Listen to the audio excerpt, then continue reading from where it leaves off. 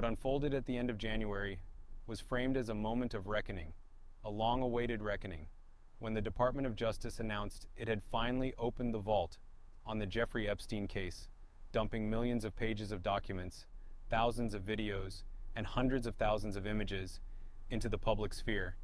And within hours, the internet predictably seized on a handful of photographs that appeared to show a man resembling Prince Andrew in a compromising position. Images shocking enough to dominate headlines, but ultimately distracting from the more consequential question that should have followed immediately. What exactly was not released, and why? Because when you examine this disclosure, not as a scandal consumer, but as someone trained to read institutional behavior, the most revealing evidence is not what was shown, but what was withheld. To understand why this matters, you have to rewind 2 decades to when the system first had a clear chance to stop Epstein. Back to 2005 in Palm Beach, when a parent's complaint triggered a police investigation that quietly expanded over more than a year into a sprawling case involving dozens of underage girls, some barely teenagers, with detectives documenting patterns of abuse that pointed unmistakably toward federal sex trafficking statutes. A case that should have ended Epstein's freedom then and there, but instead was handed to federal prosecutors in South Florida, where a fully drafted indictment reportedly sat ready, naming scores of counts and victims, before being abruptly buried under a non-prosecution agreement that would later become infamous, an agreement that allowed Epstein to plead to minor state charges, serve little more than a symbolic sentence, and most critically, immunize unnamed co-conspirators while keeping victims in the dark, a move later ruled unlawful by a federal judge, but never punished in any meaningful way.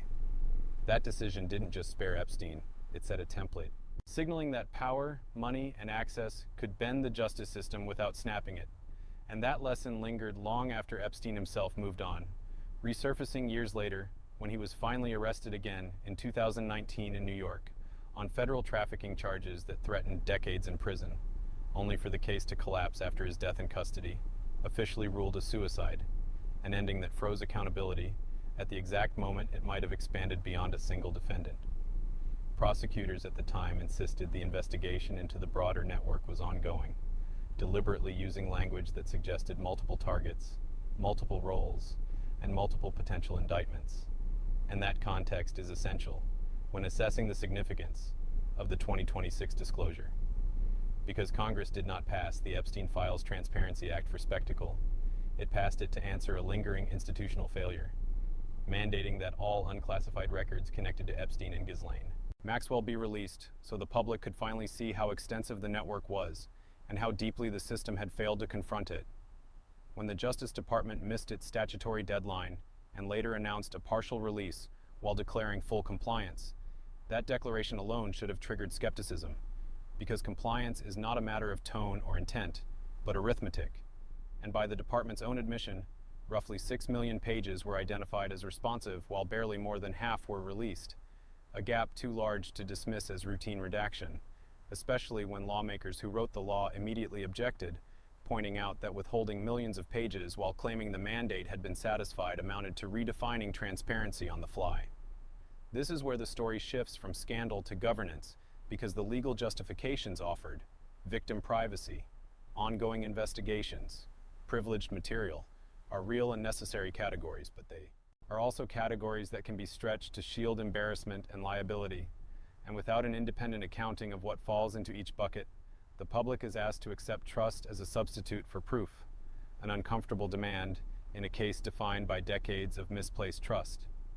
Even within the released material, patterns emerge that deepen rather than resolve concern, including correspondence linking Epstein to powerful figures long after his first conviction, references to travel, introductions, and private meetings that contradict claims of isolation, and internal FBI documents generated days after his death that explicitly identify multiple alleged co-conspirators, while leaving nearly all of them unnamed, a quiet acknowledgement that Maxwell was never meant to be the sole endpoint of accountability. Yet years later, she remains the only person convicted, her appeals exhausted, her sentence standing, while others identified internally remain legally untouched. A disparity that raises unavoidable questions about whether justice stalled due to evidentiary limits or institutional reluctance. The newly released photographs and emails involving Prince Andrew fit squarely into this pattern, not because they conclusively prove criminal conduct on their own, but because they illustrate how the Justice Department continues to control narrative through context deprivation, releasing inflammatory material without dates, locations, or explanatory notes, ensuring public outrage while preserving legal ambiguity, a strategy that satisfies curiosity without enabling accountability. The same dynamic applies to references involving politicians, business leaders, and foreign royals scattered throughout the files, names appearing without clarity on whether they represent victims, witnesses, associates, or suspects. A fog that protects everyone at once while resolving nothing.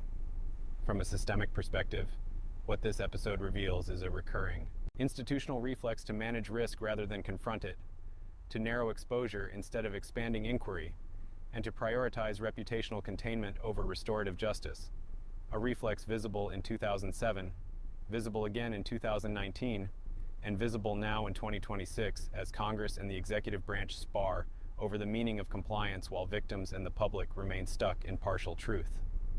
The subpoena issued by congressional oversight committees is not political theater, but a stress test of separation of powers, asking whether transparency laws passed with overwhelming bipartisan support can actually compel disclosure when that disclosure threatens entrenched interests.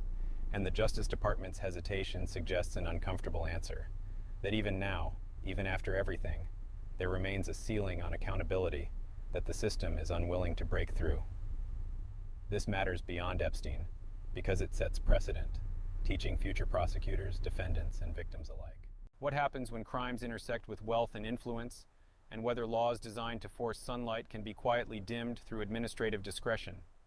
The human cost of that pattern is easy to lose amid document counts and committee letters, but it remains the core of the story, because many of the women abused in this network waited years to be heard. Some never saw meaningful justice, and some, like Virginia Giuffre, died without witnessing accountability beyond a single conviction, a reality that should weigh heavily when officials speak abstractly about process and balance. Institutional failure rarely announces itself with a single catastrophic decision. It accumulates through delays, settlements, redactions, and missed deadlines, each defensible on its own, devastating in combination.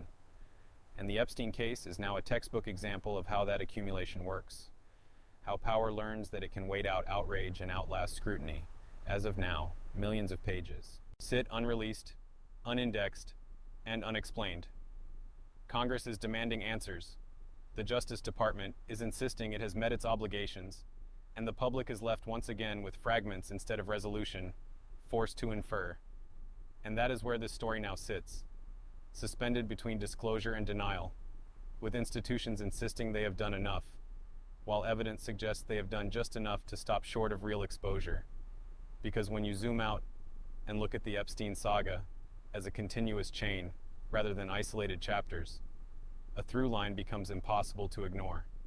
Every moment where the system faced a fork between maximum transparency and managed fallout, it chose management. Starting with the Palm Beach deal that quietly traded accountability for convenience, continuing through years of sealed agreements and suppressed testimony, accelerating with a high-profile arrest that ended before trial, and culminating in a transparency law that promised that everything and delivered half, all while invoking legality as both shield and sword. What makes this moment uniquely consequential is not the volume of material released, but the precedent being set in real time. Because if an executive agency can unilaterally decide that withholding millions of responsive records still constitutes full compliance, then congressional oversight becomes performative rather than binding, and future transparency statutes become suggestions rather than commands, especially in cases involving powerful defendants or embarrassing institutional failures. This is why lawmakers are fixated not just on names, but on process, on indices, on accounting, on whether the Justice Department can produce a clear, auditable explanation for what was withheld and under which authority, because without that, the public cannot distinguish between legitimate protection of victims and illegitimate protection of reputations, and history gives little reason to extend blind. Trust.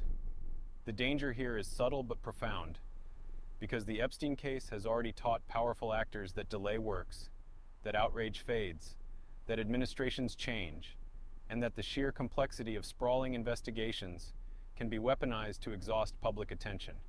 And every additional month that passes without full disclosure reinforces that lesson. Meanwhile, the absence of clear prosecutorial movement against anyone beyond Maxwell sends its own message.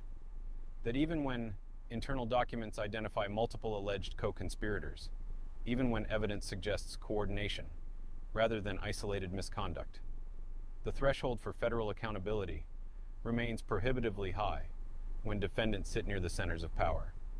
Defenders of the department argue that building airtight cases takes time, that secrecy is sometimes necessary, that not every association constitutes criminal liability, and all of that is true in isolation. But taken together with the historical record, it begins to look less like prudence and more like pattern, a pattern in which the system consistently underperforms when asked to police its own elite. The international dimension of the Epstein network only sharpens that concern, because crimes spanning borders, involving foreign nationals, diplomats, and royals require extraordinary cooperation and political will. The very ingredients most vulnerable to quiet compromise, and the released files hint at a web far more global than the public has fully grappled with, touching finance, politics, and celebrity across continents, a web that cannot be meaningfully addressed without confronting uncomfortable diplomatic realities. This raises a final, unsettling question about intent, not whether individual prosecutors acted maliciously, but whether the system as a whole is structurally incapable of delivering justice in cases where accountability would implicate itself. Because every institution involved, law enforcement, prosecutors, courts, political offices, had moments where a different choice could have altered the outcome, and yet the aggregate result remains impunity for many and closure for few. The transparency fight now unfolding is therefore about more than Epstein. It is about whether democratic oversight still functions when stakes are high, whether laws passed in response to public outrage can pierce bureaucratic resistance, and whether victims of systemic abuse can ever see accountability that extends beyond symbolic convictions.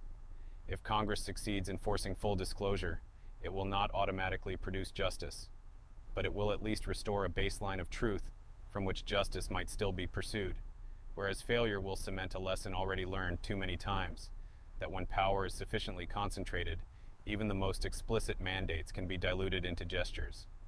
This is the crossroads, not a dramatic reveal or a single smoking gun, but a slow institutional reckoning playing out through subpoenas, court filings, and quiet negotiations, one that will determine whether the Epstein case becomes a cautionary tale about past failures or a living example of how those failures persist, because the documents exist, the names exist, the evidence exists, and the only variable left is whether there is finally enough will to confront what they show.